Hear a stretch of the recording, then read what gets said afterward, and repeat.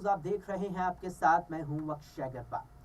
TMC के सांसद महुआ मोइत्रा को बीते शुक्रवार संसद से निष्कासित कर दिया गया था। दरअसल उन पर बीजेपी सांसद निशिकांत दुबे ने आरोप लगाया था कि महुआ मोइत्रा ने उद्योगपति दर्शन हीरानंदानी से पैसे लेकर संसद में सवाल किए हैं मोदी सरकार से, केंद्र सरकार से। यानी कि उनके आरोप जो लगाए गए थे उनका मतलब ये था कि महुआ मोइत्रा ने दर्शन हीरानंदानी से पैसे और महंगे गिफ्ट्स केवल सवाल पूछने के लिए लिए थे। इसके अलावा उन्होंने ये भी आरोप लगाया था कि यहाँ पर महुआ मोइत्रा ने अपनी संसदीय लॉगिन आईडी, जो एक निजी आईडी होती है और किसी भी सांसद को उसे किसी अन्य शख्स के साथ साझा करने का अधिकार नहीं होता है। आरोप में यह भी कहा गया था कि महुआ मोइत्रा ने अपनी उस संसदीय आईडी को भी यहाँ दर्शन हीरानंदानी के साथ शेयर किया था और उसकी जांच भी हुई थी। इसके बाद निशिकांत दुबे ने ओम बिरला यानी कि लोकसभा स्पीकर ओम बिरला से मामले की जांच की सिफारिश की थी। इसके बाद इसकी जांच संसद की 10 सदस्यों की एथिक्स कमेटी ने की थी। जिसके बाद यहाँ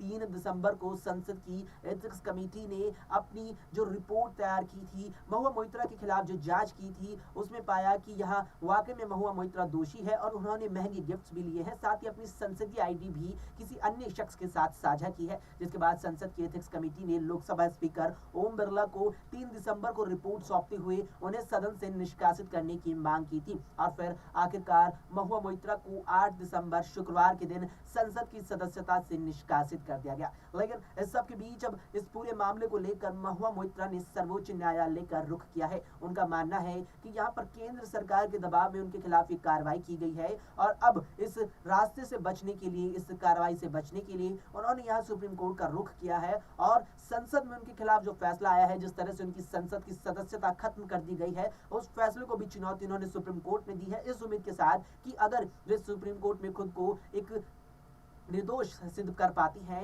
तो उन्हें इस मामले में कहीं ना कहीं बरी मिल जाएगी और एक बार फिर से वो संसद बतौर सांसद लौट सकेगी। अब देखना है कि जिस तरह से महुआ मोइत्रा इस मामले को लेकर संसद पहुंची है तो उस पर क्या कुछ फैसला सुप्रीम कोर्ट की ओर से देखने को मिलता है। अभी के लिए इस वीडियो में इतना ही। देश और दुनिया की तमाम खबरों के लिए आप देखते रहें SPN9 न्यूज। नमस्कार, मैं नाज़मीन खान और आप देख रहे हैं SPN9 न्यूज। राहुल गांधी के बाद अब महुआ मोइत्रा की संसद सदस्यता को लेकर बवाल छिड़ता हुआ नजर आ रहा है।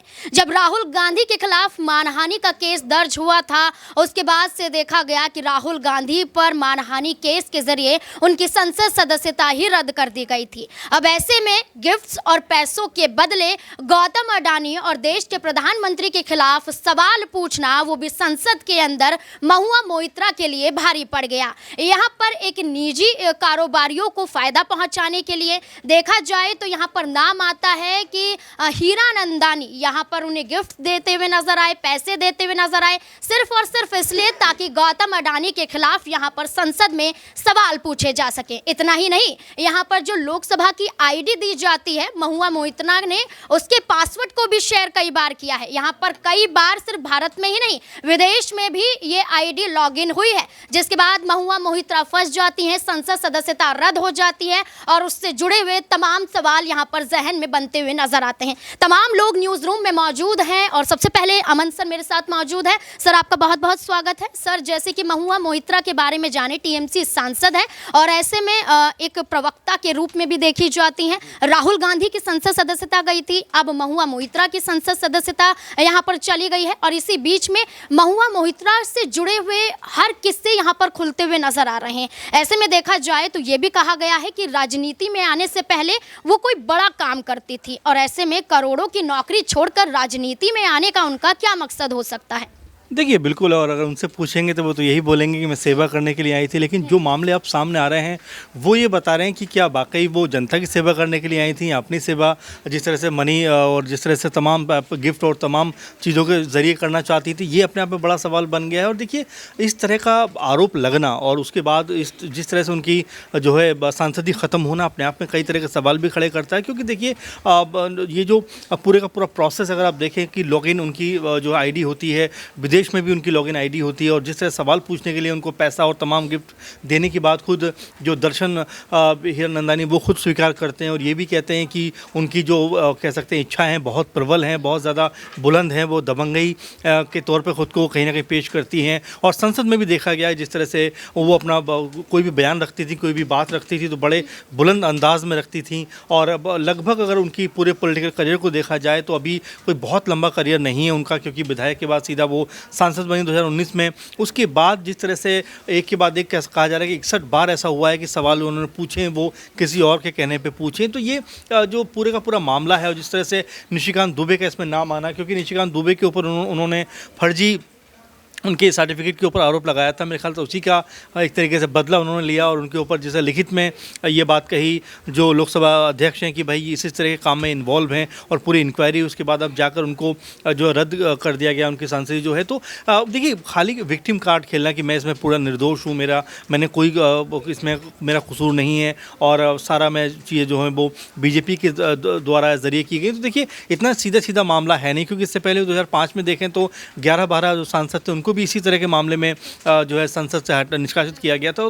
तो ये सब कहना और ये सब करना अपने आप में ये बताता है कि बहुत जल्दी चाह थी उनकी जो है एक तरीके से कि ऊंचे पदों पर पहुंचने की राजनीति में, और यही बात है कि लगातार जो कहा जा रहा था कि मैं सेवा करने आई थी, लेकिन जैसा अगर हम देखें पूरा माहौल तो ऐसा लगता नहीं है उनकी एक्टिविटी से कि वो वाकई समाज की सेवा करने के लिए यहाँ पर आई थी। जी बिल्कुल, यहाँ पर एक सवाल ये भी बनता है सर कि टीएमसी से पहले उन्होंने कांग्रेस पार्टी को ज्वाइन किया था और उससे पहले राजनीति में आने का मकसद जैसे आपने बताया कि जनता की सेवा करना है, देश हित के लिए काम करना है। विदेश में काम करती थी, बैंक में काम करती थी, करोड़ों की कहीं ना कहीं मालकिन आप कह सकते थे वो थी, लेकिन आती हैं राजनीति में आती हैं और कांग्रेस पार्टी में सबसे पहले ज्वाइन होती हैं। लेकिन इसकी क्या वजह होगी कि उन्होंने कांग्रेस पार्टी को छोड़कर और टीएमसी का दामन थाम लिया और अब इस विवादों में घिर गई? देखिए बिल्कुल, और दामन थामने की जहाँ तक बात है तो मुझे जो याद है कि उस समय कांग्रेस पार्टी का गठबंधन जब हुआ लेफ्ट के साथ में तो इससे कहीं ना कहीं नाराज़ हो गई थी और टीएमसी में आके वो एक तरीके से ममता बनर्जी की बहुत करीबी हो गई, बहुत ज़्यादा उनके करीब उठना बैठना शुरू हो गया।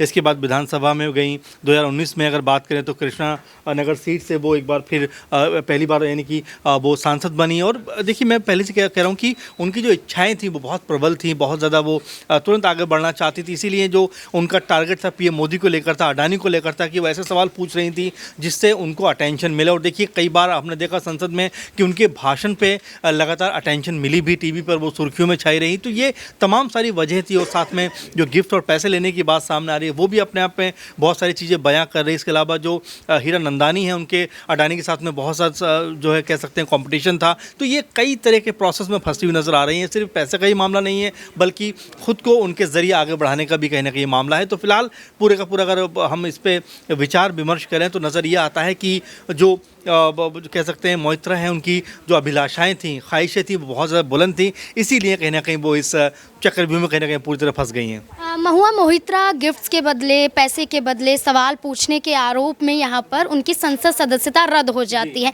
सवाल यही बन जाता है कि क्या आज के समय में और ऐसे में यही राजनेता सिर्फ पैसों के फायदे के लिए यहाँ पर इस तरीके के काम करते हुए नजर आते हैं? तो क्या इस तरीके की बात की जाए कि पैसे के बदले सवाल पूछना, क्या देश में इसकी वजह से कोई बड़ा नुकसान हो सकता है? देखिए जाहिर सी बात है, नुकसान की बात यह है कि आप किसी की इमेज खराब करने का प्रयास कर रहे हो, आप कोई बिजनेस को कहीं ना कहीं डाउन करने का प्रयास कर रहे हो। और देखिए जहाँ तक पैसे की बात है तो अभी कांग्रेस पार्टी के जो राज्यसभा सांसद हैं झारखंड से, आप देखेंगे कितनी अथाह संपत्ति उनके जो साहू हैं उनके घर में मिली है, उनके ठिकानों पर मिली है।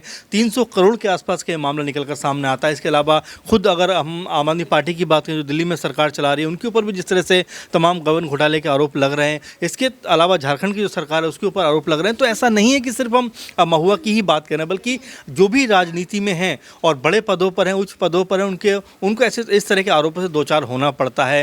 हालांकि ये और बात है कि सज़ा बहुत कम को मिल पाती है, लेकिन महुआ चूँकि लगातार कहती रही हैं कि मुझे साइडलाइन कर दिया गया, इसीलिए मेरे खिलाफ पूरा माहौल बनाकर बीजेपी ने तुरंत मुझे जो है मेरी सांसदीय सांसदी छीन ली। तो ये कहने को है, लेकिन जिस तरह से अगर देखा जाए कि पैसे का घलमेल सिर्फ टीएमसी की बात नहीं करेंगे, बीजेपी की बात नहीं करेंगे, बल्कि इस पूरे के पूरे प्रोसेस में आप देखें तो कहीं ना कहीं सब नज़र आते हैं। कोई ताबूत घोटाले में नज़र आता है, तो कोई बोफर्स घोटाले में नज़र आता है, तो कोई चारा घोटाले में नज़र आता है, तो कोई शराब मामले में नज़र आता है। तो ये ऐसा एक हमाम है जहाँ पर सब एक जैसे नज़र आते हैं, भले एक दूसरे को ब्लेम करते हैं कि भाई हमने कुछ नहीं किया। अब बीजेपी ये कहती है कि भाई हम तो बहुत पाक साफ हैं, लेकिन वही जब दागी लोग उनकी पार्टी में आ जाते हैं तो वो सब साफ हो जाते हैं। तो ये जो कथनी और करने का फ़र्क है, ये लगातार देखने को मिल रहा है। जी बिल्कुल, यहाँ पर तमाम लोगों के खिलाफ भी भ्रष्टाचार के कई मामले यहाँ पर नजर आते हैं, पैसों के लेन देन में शामिल पाए जाते हैं। और इसी बीच देखा जाए तो ये बड़े आरोप लगते हुए नजर आ रहे हैं कि महुआ मोइत्रा ने देश के प्रधानमंत्री की छवि को खराब करने की कोशिश की है, क्योंकि गौतम अडानी पर जो सवाल पूछे गए हैं भरी संसद में,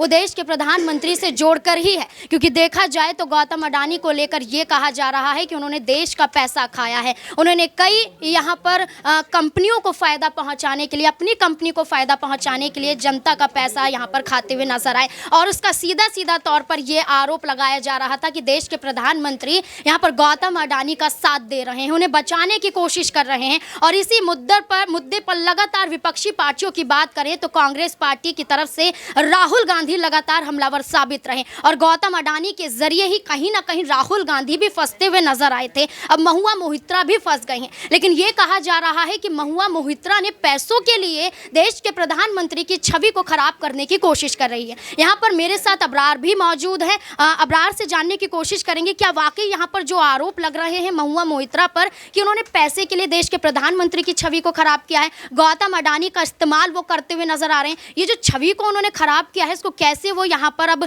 उसकी भरपाई करते हुए नजर आएंगे, क्योंकि सीधे सीधे तौर पर देश के प्रधानमंत्री को अपमानित करने का बड़ा आरोप महुआ मोइत्रा पर लगता है।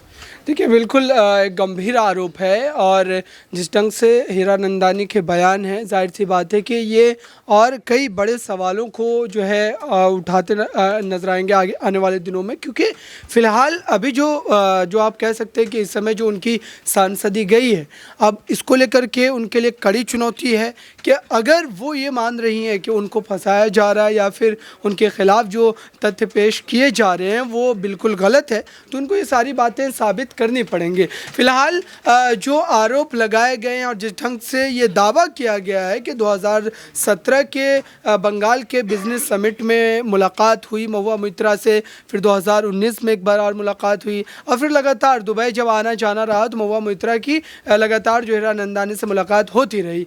तो इन तमाम बातों को आप देखिए कि ये कोई अचानक से हुआ मामला नहीं है। जाहिर सी बात है कि तमाम सारी चीज़ें वो एक दूसरे को समझ रहे थे, और जो ख़ास तौर से जो है लोकसभा के पोर्टल के पासवर्ड को लेकर के जो आरोप लगाए गए हैं वो गंभीर है, क्योंकि लोकसभा की सारी कार्रवाई उस पर होती है, और इसके पासवर्ड को लेकर के जो दावे हुए हैं कि वो कई अलग अलग जगहों से लॉगिन हुए, अलग अलग देशों से लॉगिन किए गए हैं।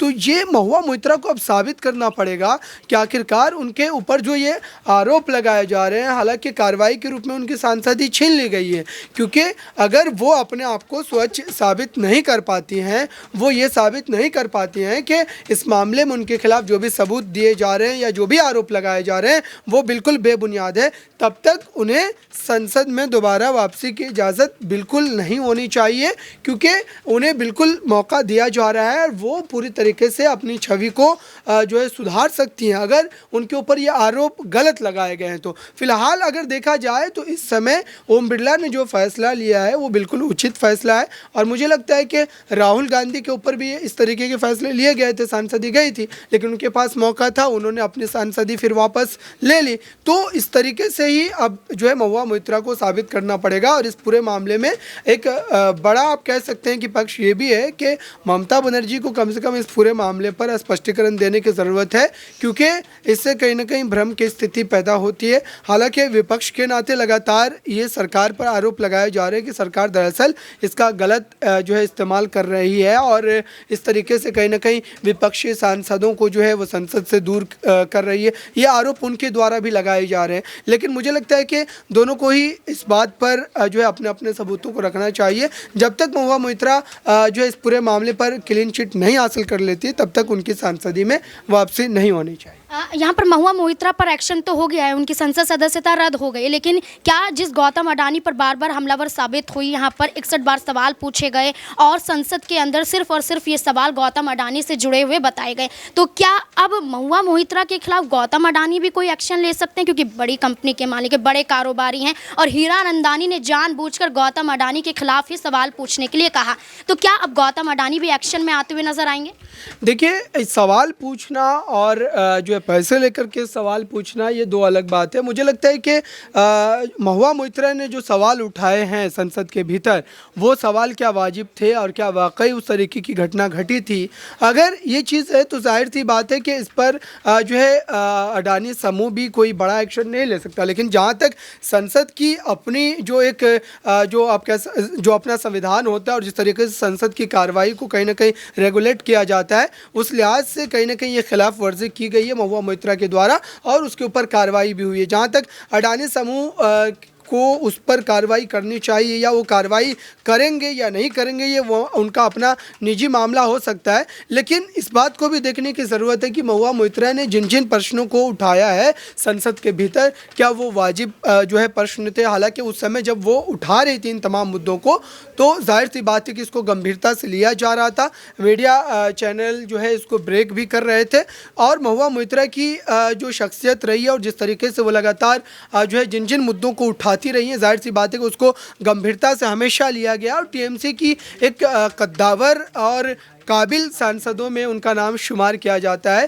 तो फिलहाल अगर देखा जाए तो इस समय कहीं ना कहीं उनके ऊपर इस आरोप के लगने के बाद एक संदेह की स्थिति, शंका की स्थिति ज़रूर पैदा हुई है और आने वाले दिनों में ये देखना होगा, जैसा कि आपने कहा कि अडानी समूह क्या इस पर कोई कार्रवाई करने का मन बनाएगा। मुझे नहीं लगता ऐसा होगा, क्योंकि फिर ये मामला और ज़्यादा पेचीदा हो जाएगा, क्योंकि ये संसद का जो अपना एक लॉ है, उस लॉ के हिसाब से महुआ मोइत्रा पर कार्रवाई की गई। जैसे कि अब्रार ने बताया कि अब महुआ मोइत्रा के खिलाफ जो एक्शन हो रहा है, कहीं ना कहीं महुआ मोइत्रा की गलती इसमें नजर जरूर आती है। लेकिन इसी बीच देखा जाए, जहां भारतीय जनता पार्टी के तमाम नेता महुआ मोइत्रा पर हमलावर साबित हो रहे हैं, तो वहीं दूसरी तरफ टीएमसी की मुखिया की बात करें, ममता बनर्जी की, वो कहीं ना कहीं यहाँ पर चुप नजर आती हैं, कुछ शब्दों का इस्तेमाल करती हैं और उसके बाद यहाँ पर गायब सी नजर आती हैं। क्या वो महुआ मोइत्रा के खिलाफ है? वो अपनी ही सांसद का समर्थन करती हुई नजर नहीं आ रही हैं। इससे पहले भी कई बार यहाँ पर जब महुआ मोइत्रा पर आरोप लगे थे, जब तक संसद सदस्यता रद्द नहीं हुई थी, तब भी ममता बनर्जी का कोई बड़ा बयान यहाँ पर सामने नहीं आया था, ना ही महुआ मोइत्रा के समर्थन में उतरती हुई नजर आई थी। और हाल ही की बात करें तो सिर्फ उन्होंने इतना कहा है कि अगर संसद सदस्यता रद्द हुई है तो लोकतंत्र पर खतरा है, जानबूझकर विपक्षी पार्टियों पर हमला किया जा रहा है। मेरे साथ प्रज्ञा भी मौजूद है, प्रज्ञा से जानने की कोशिश करेंगे कि ममता बनर्जी का इस तरीके का रुख कि यहाँ पर चुप्पी साधे हुए, उनकी असली वजह क्या हो सकती है? क्या वो खुद अपने सांसद के खिलाफ हैं या फिर कोई बड़े काम को अंजाम देना चाहती हैं? देखिए, जिस तरीके से आपने पूछा कि ममता बनर्जी यहाँ पर चुप क्यों हैं, तो देखिए कि ये काफ़ी एक कह सकते हैं कि सीरियस मामला है। जाहिर तौर पर अगर उनकी संसद सदस्यता छीनी गई है, जब राहुल गांधी की संसद सदस्यता रद्द हुई थी तब भी हमने देखा था कि कई विपक्षी दल के नेता बात करते हुए नजर आए थे, लेकिन इस पर ना तो सोनिया गांधी कुछ इस तरीके से बोलते हुए नजर आई थी और ना ही मल्लिकार्जुन खड़गे।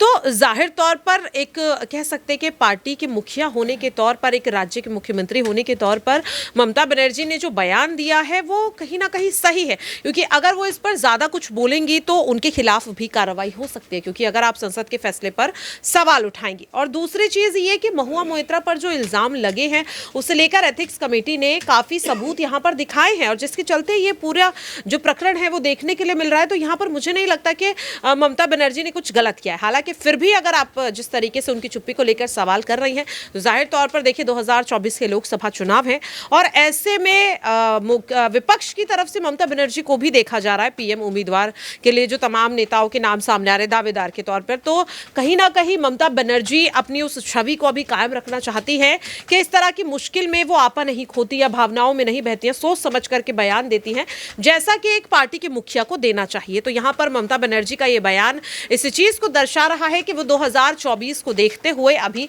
संयम बरते हुए, क्योंकि जाहिर तौर पर उनकी छवि यहाँ पर धूमिल नहीं होनी चाहिए। चाहिए, ये यहाँ पर फिलहाल मुझे समझ में आ रहा है। और दूसरी चीज़ कि ममता बनर्जी आखिरकार क्यों इतना कम यहाँ पर बोलती हुई नजर आ रही हैं, तो जाहिर तौर पर देखा जाए तो महुआ मोइत्रा को लेकर विपक्ष इतना ज़्यादा बोलता हुआ नजर आ रहा है, खुद महुआ मोइत्रा इतना बोलती हुई नजर आ रही हैं, और महुआ मोइत्रा एक मजबूत नेता है, तो मुझे नहीं लगता कि उन्हें किसी के इतने खास समर्थन की ज़रूरत है अगर वो बेकसूर है तो। जी बिल्कुल, यहाँ पर अब ये सवाल भी ये उठ रहा है कि जो कारोबारी हैं, हीरानंदानी की बात की जाए तो यहाँ पर कई बड़े खुलासे वो भी करते हुए दिखाई देते हैं। महुआ मोइत्रा के खिलाफ भी वो बोलते हैं। ये कहा जाता है कि वाकई यहाँ पर महुआ मोइत्रा ने कई बार ये यहाँ पर आईडी शेयर की है, कई बार उन्होंने कहा है कि मैंने सवाल पूछे हैं। महुआ मोइत्रा खुद यहाँ पर स्वीकार करती हुई नजर आती है कि सिर्फ भारत में ही नहीं, कई बार विदेशों में भी यहाँ पर लॉगिन की गई है वो आईडी। उस आईडी को महुआ मोइत्रा पहले निजी बताती हुई नजर आ रही थी। उसके बाद जब यहाँ पर एथिक्स कमेटी जांच करती है और उस जांच के बाद कई बड़े खुलासे होते हुए नजर आते हैं कि निजी पासवर्ड नहीं है, निजी आईडी नहीं है, और उसके बाद ये मामला बढ़ता जाता है, एथिक्स कमेटी के द्वारा जांच होती है। लेकिन हीरानंदानी की बात करें, जो खुद महुआ मोइत्रा को गिफ्ट्स देते हुए नजर आते हैं, जो खुद पैसे देते हुए नजर आते हैं, क्या वाकई यहाँ पर वो गौतम अडानी के खिलाफ सवाल पूछना चाहते थे? इस पूरे मामले में क्या महुआ मोइत्रा ही शामिल नजर आती हैं? क्या और लोगों के नाम भी इसमें शामिल दिखाई देते हैं? मेरे साथ यहाँ पर दिनेश भी मौजूद है। दिनेश से जानने की कोशिश करेंगे कि इस मामले में महुआ मोइत्रा के अलावा और कौन कौन लोग शामिल हैं। यहाँ पर जो हीरानंदानी की बात की जाती है, क्या वो यहाँ पर इस तरीके से दिखाई दिया जा रहा है कि और लोग भी शामिल होने की बात करते हुए नजर आ रहे हैं? हालांकि फिलहाल तो नाज़मीन ऐसा किसी का नाम सामने नहीं आया है महुआ मोइत्रा के अलावा कि जिसको इस पूरे प्रकरण में जो अन्य कोई व्यक्ति है वो शामिल है। बट ये कहीं ना कहीं जो मामला है ये काफ़ी गंभीर है। जहाँ तक बीजेपी सांसदों ने कहा है कि ये देश की सुरक्षा से, संसद से जुड़ा हुआ मामला है, और निश्चित तौर पर महुआ मोइत्रा की तरफ से भी कहीं ना कहीं ये बातें जो कबूली गई उनकी तरफ से कि उन्होंने अपना लॉगिन आईडी पासवर्ड जो है वो शेयर किया है, और वो दुबई हो या फिर कई दुनिया के अन्य देशों में जहाँ से उनका लॉगिन किया गया, तो निश्चित तौर पर ये एक कॉन्फिडेंशियल मामला था और इसको निजी मामला जो उनकी एक निजी अधिकार था सांसद होने के रूप में, तो इसको उन्होंने जिस प्रकार से पैसे में डील करके जैसे भी गिफ्ट मिले उनको और उस आधार पर उन्होंने उसको दूसरे लोगों तक इस्तेमाल करने के लिए पेश किया, तो ये वाकई एक सनसनीखेज मामला था। और इस पर पूरी की पूरी जांच हुई है, एथिक्स कमेटी बैठी है, उसके तमाम 6 से 8 लोगों ने इस पर जांच की है पूरे मुद्दे पर, और इस पर जांच करने के बाद ही कहीं ना कहीं स्पीकर ने फैसला लिया है कि उनकी संसद सदस्यता को अब रद्द कर दिया जाना चाहिए। जी बिल्कुल, यहाँ पर महुआ मोइत्रा की संसद सदस्यता तो रद्द हो गई है, लेकिन उसके बाद और क्या विकल्प निकलते हुए नजर आते हैं? ये कहा जाता है कि महुआ मोइत्रा अब कोई बड़ा कदम उठाते हुए नजर आएंगे। विकल्प की बात करें तो फिर से लोकसभा के स्पीकर ओम बिरला के पास भी जा सकती हैं, दोबारा से चिट्ठी लिख सकती हैं, दोबारा से यहाँ पर बात की जा सकती है जांच की। वही बात आती है कि अपने मौलिक अधिकारों का इस्तेमाल करते हुए वो यहाँ पर कोर्ट का रुख भी कर सकती है। दूसरी बात, फिर से चुनाव लड़ा जाएगा, फिर से यहाँ पर आएंगे, फिर लोकसभा की यहाँ पर सदस्यता बनती हुई नजर आएंगी। ऐसे में देखा जाए तमाम विकल्पों की बात की जा रही है, इन विकल्पों में क्या कुछ महुआ मोइत्रा उठाती हुई नजर आएगी? राकेश सर भी मेरे साथ जुड़े हुए हैं, यहाँ पर अगला सवाल उनसे रहेगा कि क्या महुआ मोइत्रा यहाँ पर न्यायपालिका में जाती हुई दिखाई देंगे? विकल्पों की बात करें तो क्या यहाँ पर अगला कदम महुआ मोइत्रा का हो सकता है? हाँ देखिए नाज़मीन, महुआ मोइत्रा अगर चाहें तो सुप्रीम कोर्ट का दरवाज़ा खटखटा सकती हैं, लेकिन सुप्रीम कोर्ट वहाँ पर यही देखेगा कि संविधान, वो सुप्रीम कोर्ट संसद के किसी फैसले पर अपनी राय नहीं देगा। सुप्रीम कोर्ट ये देखेगा कि जो संविधान में लिखित है, यानी विधि द्वारा स्थापित न्याय हुआ है कि नहीं। और जिस तरीके से कल पूरी चर्चा एथिक्स कमेटी की रिपोर्ट संसद में टेबल की गई, टेबल करने के बाद उस पर स्पीकर ने शॉर्ट टर्म डिस्कशन बुलाया, और शॉर्ट टर्म डिस्कशन के बाद महुआ मोइत्रा का सस्पेंशन हो गया। तो जहाँ तक मेरी एक निजी समझ है संसद को लेकर, वो पूरा विधि द्वारा स्थापित जो न्याय है और जो लोकसभा का रूल मैनुअल है उसके हिसाब से हुआ है। ये पहली बार ऐसा हो नहीं रहा। 1952, 2005 और आज 2023, तो ये जो संसदीय परंपरा है ये चलती आ रही है। मुझे ऐसा नहीं दिख रहा है कि कहीं महुआ मोइत्रा का संवैधानिक हितों का अहित किया गया है। ये स्पीकर के ऊपर डिपेंड करता है कि वो इस डिस्कशन को कितना समय दे, कितना समय ना दे। मेन होता है इसमें वोटिंग। ध्वनि मत से इसको पास किया गया, उनका सस्पेंशन 2/3 बहुमत से, जो कि आवश्यक है, 2/3 बहुमत से इसका सस्पेंशन महुआ मोइत्रा का रिकॉर्ड किया गया और उनको सस्पेंड कर दिया गया। तो कोर्ट में भी उनके पास कुछ ज़्यादा बचा नहीं है। दूसरी बात, कितना समय बचा है? दिसंबर और फिर 4 महीने उधर, 5 महीने का समय बचा है। न्यायपालिका में जाएंगी तो न्यायपालिका भी त्वरित कोई रोक लगाएगा नहीं, क्योंकि संसद का मसला है। इसके बाद उसके बाद आपका एक ये अग्रिम बजट पेश होना है, एक सेशन वो बचा है, उसके अलावा कोई सेशन नहीं बचा इन हाउस। तो कुल मिलाकर महुआ मोइत्रा भी यही सोचेंगी कि न्यायपालिका ना जाया जाए। न्यायपालिका जाने के बाद उनकी छवि और ख़राब हो सकती है। कारण मैं इसका बता दूं, एथिक्स समिति ने जब अपने रिपोर्ट में महुआ मोइत्रा के सस्पेंशन की अनुशंसा की, उसके साथ इस बात की भी अनुशंसा की है कि टाइम बाउंड एरिया के अंदर जांच एजेंसियों से इस पूरे प्रकरण को लेकर जांच करवाई जाए। अगर महुआ मोइत्रा अपने सस्पेंशन को लेकर कोर्ट में जाती है तो कहीं ऐसा ना हो कि उनके घर सीबीआई आ जाए। तो तमाम चीज़ों पर महुआ मोइत्रा का भी दिमाग लगा होगा।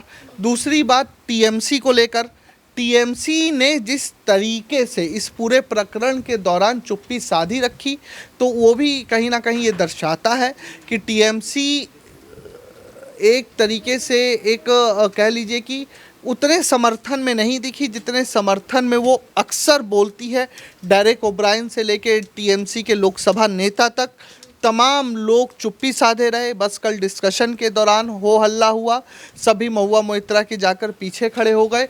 ये चीज़ अच्छी हुई कि एक सस्पेंशन से जो इन 5 राज्यों के चुनाव के दौरान इंडी गठबंधन के घटक दलों के बीच जो दूरी बनी थी वो वापस से एक साथ आ गई। और बाकी फ़ायदा इसमें कांग्रेस को भी हुआ है।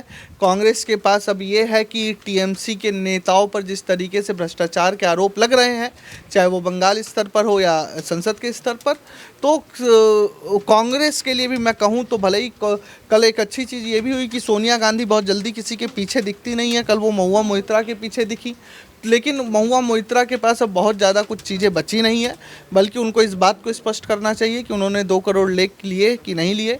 महंगा बैग लेकर या महंगा चश्मा लेकर संसद की प्रतिष्ठा, गरिमा, निष्पक्षता और उन सांसद के तौर पर जो उन्हें विशेषाधिकार मिला है उसको उन्होंने तार किया कि नहीं, इस बात पर स्पष्टता देनी चाहिए। बात ज़्यादा ना बनाएं, ज़्यादा बेहतर है, नहीं तो छवि खराब होगी। क्योंकि महुआ मोइत्रा बोलती भी हैं कि वो फ्लाइट में बैठे बैठे ममता बनर्जी उनके विचारों से सहमत हो गई थी।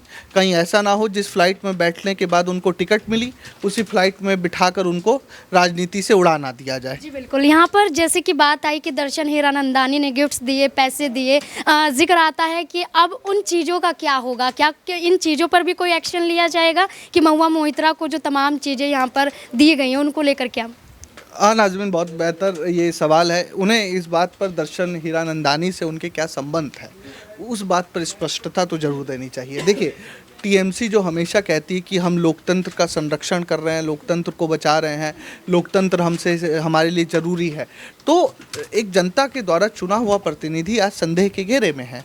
तो इस बात की जांच होनी चाहिए और बेहतर ये स्थिति होगी कि टीएमसी खुद सामने से बोले कि जांच कीजिए, हमारी सांसद निर्दोष है। लेकिन ये बात आ नहीं रही है, सिर्फ सब एक तरीके से कह लीजिए कि पॉलिटिकल क्लाउड बना रहे हैं कि हाँ भाई ये गलत। कल ममता बनर्जी का भी बयान आया कि बीजेपी का असल चेहरा सामने आ गया। तो आप भी अपना ईमानदारी वाला असल चेहरा सामने लेकर आइए और बोलिए, सीबीआई को खुद बोलिए कि आप आइए जाँच कीजिए, क्योंकि इसका भी प्रावधान है। आप खुद जाके बोलिए अगर आप ईमानदार हैं। लेकिन क्यों नहीं बोल रहे? तो लोकतंत्र तो वहाँ भी संदेह के घेरे में है।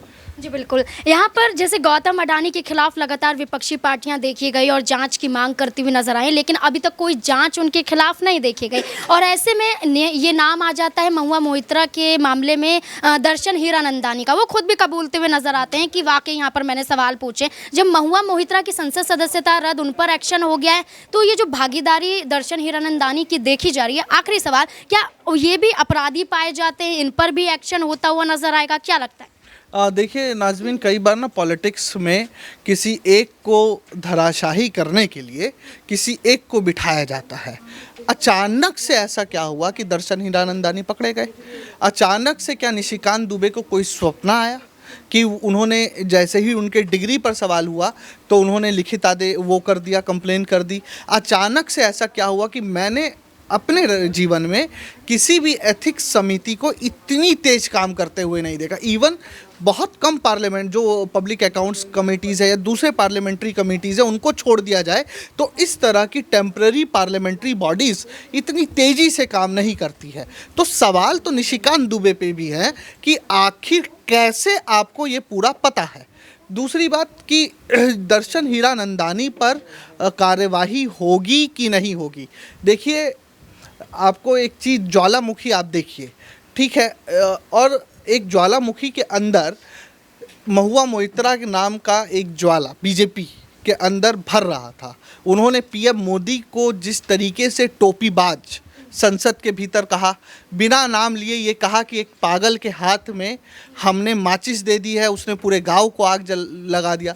तो ये एक दिन में चीज़ें इकट्ठी नहीं हुई है, वो धीरे धीरे इकट्ठी हो रही थी। और आप, इस देश का राजनीतिक इतिहास रहा है कि आप सत्ता से जल्दी मत उलझिए। सत्ता से राज्यों की सरकारें, इंदिरा गांधी से भी उलझने की राज्यों की सरकारों ने कोशिश की थी। इंदिरा गांधी ने एक साथ 9 राज्यों की राज्य सरकारें सस्पेंड करके राष्ट्रपति शासन लगा दिया था 1967 में, जिसके बाद जो एक राष्ट्र एक चुनाव, पहले हमारे देश में भी एक साथ एक चुनाव होते थे, लेकिन 1967 में जैसे ही वो राज्य सरकारें एक्सपेल हुई तो ऐसा होने लगा, चुनाव आगे पीछे हो गए। तो ये उदाहरण मैंने इसलिए दिया कि सत्ता से कभी आप टकराइए मत, उतना ही बोलिए जितना चल जाए।